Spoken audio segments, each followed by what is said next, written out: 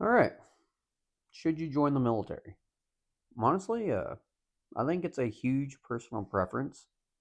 I think, I could give you my opinion and my experiences, but from what I have noticed in the amount of time that I've been in, everybody kind of goes through their own muck, right? Everybody goes through their own experiences whenever it comes to joining the military. Like, I hear it all the time. People are like, oh, I'm not going to join because my uncle did this, or I'm not going to join because I have a buddy who had a really bad time and his sergeant sucked, and I'm not going to join this because this happened. I'm not going to join because I don't want to shoot people or get shot at or give my life away for oil. Dude, I've heard it all, right? But I've also met a lot of people who had a great time in the military. I'm personally having a mediocre time. It's not bad, not great, right? Just kind of here.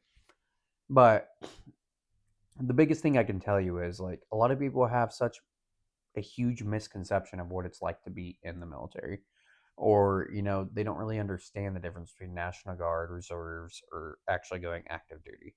So currently I'm in the National Guard. And a lot of people are like, oh, I don't want to do this. I don't want to do that. And it's like the biggest thing I always hear is like, I don't want to go out and kill people so we can get more oil. It's like, bro, they don't realize the vast amount of jobs there are in the military. There are so many jobs.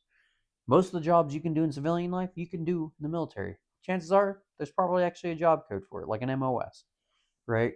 For example, you want to be an electrician? You can do that for the military. You think you're going to get shot as an electrician? Chances are probably not. You want to sit behind a desk and do computer work all day? Great. Go into cybersecurity. Go into IT. Go into freaking HR, dude. You can do HR in the military. Army, Navy, Air Force, whole shebang. Probably even Coast Guard and Space Force, but we don't talk about them, right? So it's one of those things like there's so many jobs you can get into that can be very beneficial for like a civilian career as well. But there's a lot of jobs you can get into that have nothing to do with war, and you will probably never see war. You know what I mean? Even in like a World War III scenario, chances are you're probably never going to hold a rifle in some of those jobs, like in an HR role. You're going to have to do it for basic training, but that's it. You know what I mean? And it's like before you get all these misconceptions because you know somebody that did something or didn't have a good time, don't let that persuade your decision, right? Do your own research, figure out if it's something for you, and get a good idea of what it would do for you or how it may benefit you, and understand you're going to have your own experience. That's the easiest way to put it, right?